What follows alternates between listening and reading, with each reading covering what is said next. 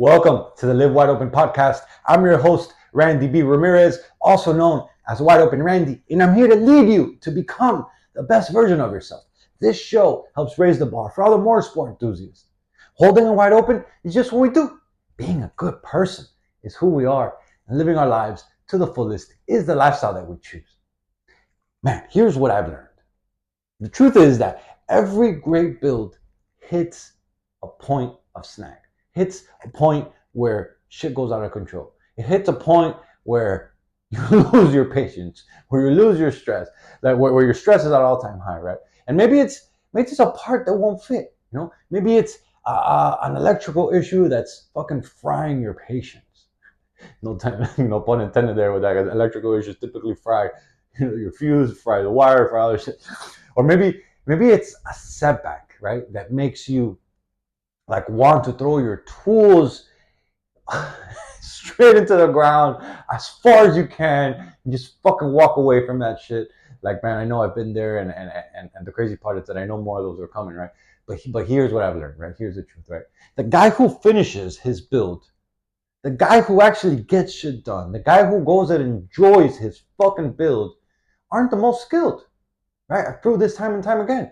The guys who actually finish their builds are the most persistent, right? They're the ones who don't give up. They're the ones who are able to walk away and come back with a refreshed mind. They're the ones who just don't quit. They're the ones who know that the road ahead is tough, is rough, but yet they continue and they stay persistent and they stay locked in because they know that it will be so much worth it, right? And so today, what we're going to be diving into is really how to push through those tough spots, right? How to keep your momentum, right? And then really how to turn that pile of parts, right, into the machine that dominates the open road for you, right? Because, I'm not going to give you the specifics of how to build it. That'd be impossible because there's just so many different possibilities out there. But I'm going to give you, some tactics that you can apply to your life so that when the stress builds up, so that when that part doesn't fit, so when you lose your cool, so like when you feel like giving up, when you have no more patience, so that you can focus back and get locked in and really envision you dominating the road up ahead in your build so that you can continue going, so you can stay persistent and you can keep on working on the needle moving tasks that are going to finish that build, right? And so every build hits a wall, right? Like this is just part of the game, part of the process, right? But your mindset really determines whether you're going to finish that build or whether you're going to quit, right? And I took a deep breath there because it feels like a lot of the times you go hit a wall every time you go work on something, right? At least that's how it's been for me. Every time I go work on my Camaro, I've been working on getting my Camaro back to life, and it seems like every time I go work on it, and I say every time I go work on it because it's not at my house, it's currently at one of my best friend's house. And so I've been going there pretty much almost every Saturday to go work on this. And if I'm not aligning things and I'm not putting things in a row, when I go there and I hit a fucking wall, I'm like, fuck, there goes another week, right? And so I gotta stay focused. I gotta stay locked in. It's very important for me to keep the end goal in mind and to go in with a game plan always so that I can maximize the most that I'm doing while I'm there, right? And so every project has this moment, and every project is going to experience it. Every build is going to go through this, right? But the one where nothing seems like it's going to go right, where everything seems like it's going out of control, where everything seems like nothing's fitting, like everything seems like it's against you, like everything seems like, oh, maybe this thing shouldn't be coming to a reality, right? But you got to keep going. You got to stay persistent. You got to remember why you're building it, right? And you got to know and expect that those tough moments are part of the process, right? Like, let me give you an example, right? Like, say that like you spend hours trying to fit a part, right? And this one is the trickiest one because when you're trying to fit a part, you're trying to install something and it's just not going in, right? And it's not working and it's not working out like how you expect it to. And even though you know that this shit is supposed to go in, even though you know that this is supposed to all come together, even though you know that these are the right parts, like your frustration kicks in, right? And like your stress level goes up, you lose your patience, right? And then you're like get all flustered and you get angry. And then the more angrier you get, the fucking less that shit goes together and the more like chances increase of you fucking that part up, right? And so the easy option is to really to walk away. The winning move, and I should say walk away and give up, right? That's the easy option. That's the option that it just comes to mind when you're so frustrated, like, yo, fuck this shit. You want to throw the fucking tool and you just want to walk away. I don't want to deal with this shit no more. But if I do that, right, when I'm going to work on my Camaro and I only have 1 day a week that I'm going to work on it, if I do that and I quit for that day, there goes another week, right? And so the winning move is really to be able to step back and breathe. Take a step back, get yourself a perspective shift, to take a step back and be like, yo, I got this. I can do this, right? Like, and then what happens is when you do that, you're able to come back with a refreshed approach, right? Like that, you're able to come back with a clear mindset. You're able to come back with more drive, with more intention. Like, all right, I'm gonna figure this out, right? I'm gonna get this done, right? Like that's exactly what I did, right? And so, like I share with you, I'm going to work on my Camaro every fucking Saturday, right? And so the last 2 Saturdays actually were fucking really stressing me out because I actually got it done already, but I wanted to remove, the door bars, the factory door bars that come inside the door that they help you. They're called crash bars. They protect you. Like if you get in an accident and a car hits you from the side, those fucking metal round, big heavy duty round bars are there to protect you so that your car doesn't smash you in. Like, yeah, they'll bend, but like they're heavy. They're almost like close to 15, 20 pounds each, right? And so I wanted to remove these door bars because I installed a roll cage. And I have a roll cage in my Camaro, and it has bars on the side. And so I don't need those bars on the factory doors. It actually makes the door heavier to swing. And I'm trying to remove weight. We're trying to go fast here. It's a fucking race car. And so I really wanted to remove them. And so I read up on the forums. I read a lot of things and how people were doing them. And the thing was that it's a very tight space to get the screws behind the door. And so you need like some type of special tool. And I didn't have the fucking special tool. And I thought I could make it because I saw a lot of guys on the forum saying, oh, some people were saying you need a special tool. Some people were saying you don't need a special tool. Some people were saying that you got it done within an hour. Some people were saying that it took them 6 hours. And I'm like, oh, there's so many fucking swings like from left to right. Like, fuck it, I'm just gonna go do it. And so I went and I did it. And sure enough, and for my case, I needed a special tool. The tools I had were too long and I couldn't get in behind, I should say, between the door skin and the door bar because it's inside the door. You got to put your hand in through the speaker hole and fucking undo these bolts, right? And so I couldn't get in and get a fucking wrench on it. I couldn't get a socket on it because it was too wide, and then I couldn't get a wrench on it because it was a round bar who had the edge hollowed out. So like the bolt fell inside of the round hole of the round bar, and so you needed a socket to go in. You couldn't just put a wrench to it, and so I couldn't get it done. And so the first week I tried to go work on it, that's all I was working on, and I was fucking getting me stressed out, and I was losing my patience, I was losing my cool and all this shit. And I was like, fuck! And I did. I fucking quit. I was like, fuck this shit. I started helping my boy with his car. And then I fucking, after a while, he helped me look for some tools. We didn't find nothing. I found one that I thought would work. And I said, all right, I'm going to go buy this during the week. I'll be back next Saturday. Bam. Got the tool, went back on Saturday. Sure enough, it didn't work. It actually worked for one of the bolts I was able to, it's a pass-through wrench, right? So I was able to put the socket, and I didn't get enough space to put the wrench on it, but what I could, like the gear wrench on it, but I could put a wrench on it, and I got that bolt off. But then the other side, it was so small, I couldn't get it done. And so what I ended up doing, I ended up fucking grinding a socket in half, right? And then I ended up putting an adapter on the other side, grinded that thing in half, and then putting it in, and then fucking with a little baby wrench, fucking loosening the bolt that I needed to get done. And that shit took a while. Actually, the funny part about it is when I was grinding the socket, I was there fucking woo, and all that shit caught with the grinder, and the fucking socket flew up in the air, and I lost it into the grass. And I was like, fuck! And I was pissed because, and it's funny, there was a number 10 too. You have those memes always talking about how number 10 gets lost, that socket gets lost, and it flew up in the air, and I was like, fuck! And then my boy was like, yo, chill, just go grab another socket. And I was like, no, I don't want to fucking bang up another good socket, right? And so I was able to find a cheap old number 10 that he had, like, running around because I didn't want to mess up one of the Husky ones, and grinded another one down, got it done, and sneaked it in. When I say sneaked it in, tightened it in, and put it in that little crevice of a hole through the speaker hole that I had put in my hand, and uncomfortable and all this shit, and I fucking able to break it loose and got it done. And sure enough, it took a while, and I had to a lot of times take a deep breath, but I got it fucking done. And then when I moved on to the other side, I went even faster because I had already proved to my mind that we could do this shit, right? And so literally, you got to train yourself to expect the setbacks, right? It's gonna happen. You got to be able to walk away and not lose your cool, even though it's so easy to lose your cool. It's so easy to get stressed, so easy to get flustered. It's so easy to just let those obstacles just fucking punch you in the face and just win. But you can't. You got to stay consistent. You got to stay resilient. If you want to finish the build, if you want to go enjoy this shit, then you got to know that these things are going to happen, and you got to be able to push through them so you can go on to the next thing, and then the next thing, and then the next thing. Because the reality is that there's a lot of fucking things still going to need to happen in order for me to even get to the point where I can turn it on, even less fucking drive it, right? And so if you know going in that the obstacles are part of the process, and I know this, I just, that day I had me flustered, that day I was low on patience, that day I was low on sleep, that day I had a long ass week, I was tired and I let it get the best of me.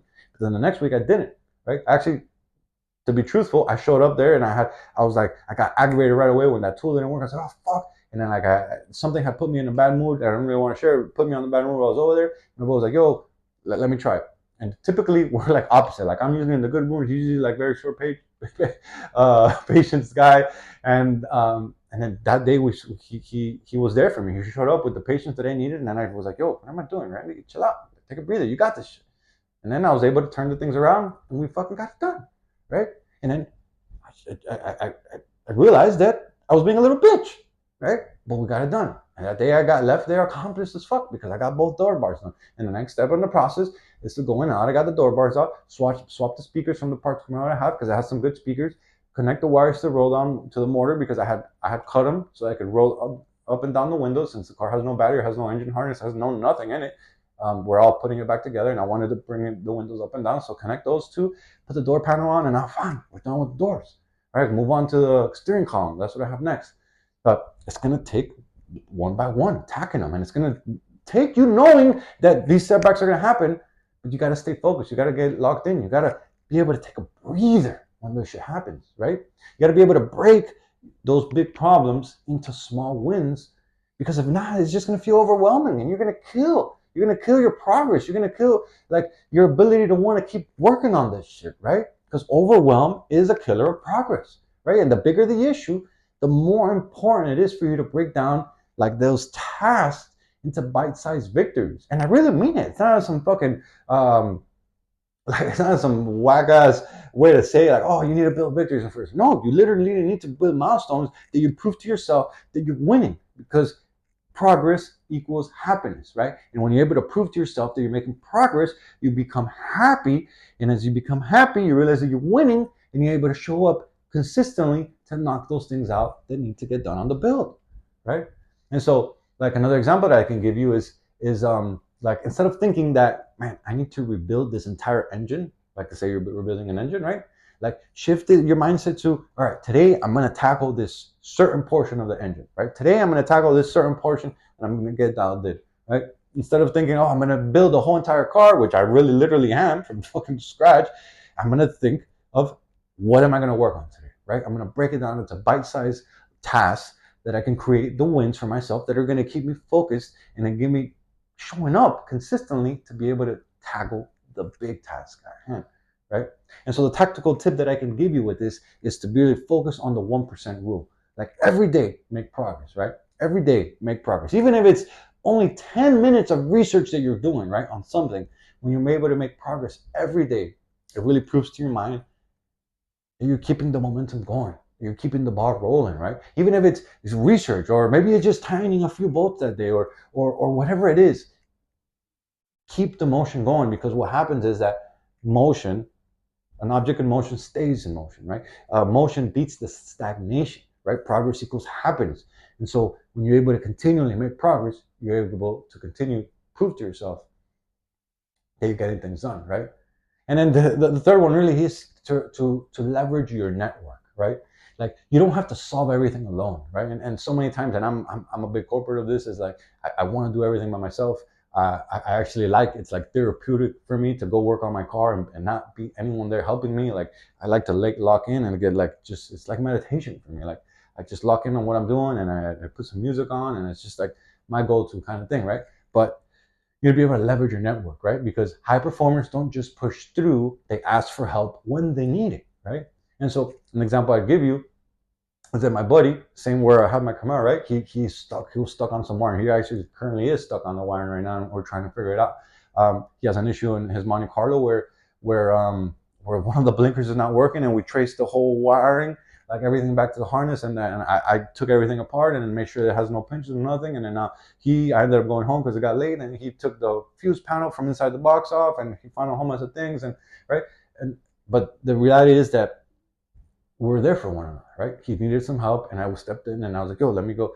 Let me see what I can do, right? And then he's there researching on the forums. He's looking at YouTube videos, right? He's looking at other people who has done it, right? Literally using the resources that are available, right? Because there's resources available, right? It's not just relying on yourself. You get stuck in like, oh my God, I don't know what to do. Like, bro, I don't know everything. And he doesn't know everything either. Like, but we're willing to figure it out, right? Like, we're willing to see how we can figure this thing out. Like, we're able to see how we can resolve the issues. And it's still not resolved, but we're telling you that we're real close to getting it resolved. He already found some electrical issues that were all loose wires and shit that was all behind the radio that were causing a burnt fuse situation that kept turning off all the lights, right? And then now we just got to figure out this front turning signal switch, why it's not getting power. But we're going to figure it out. But it's just staying committed. And it's being able to rely on the people, on the resources, on the forums, on the YouTube videos, on the internet, on whatever it is for you to find what is needed for you to solve that solution, right?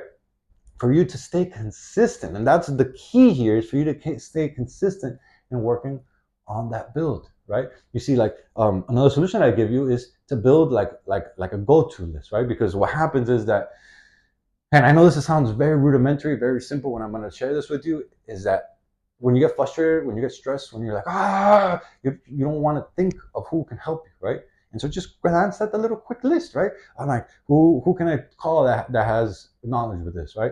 What forums can I visit? What groups can I go talk into? Like, what videos can I go watch? Or like just a rudimentary fucking basic list to just remind you, to give you that perspective of like, to shake you up and be like, yo, there's options available. Like, don't let this shit frustrate you. Don't let this shit stress you out. Don't let this shit win. You are the winner. It's not gonna win over you, right?